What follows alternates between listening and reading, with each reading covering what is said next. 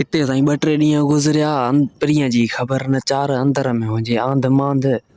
ऐं शफ़ी फ़क़ीर चवंदो आहे त जॾहिं इंसान में इश्क़ लहंदो आहे त अकुलु भॼी वेंदो आहे, अकुलु वियो भॼी। अखि नई दिलि जो हुजे जहिड़ो अखियूं चवनि दिलि खे तोहफ़ा सायो, दिलि चए अखियुनि खे न तोहफ़ा सायो। हाणे साईं हिते दिलि बि करे दिलि सां वाइदा, कहिड़ा वाइदा बि करे अहिड़ी हिम्मत कर दिल भर मञाए जा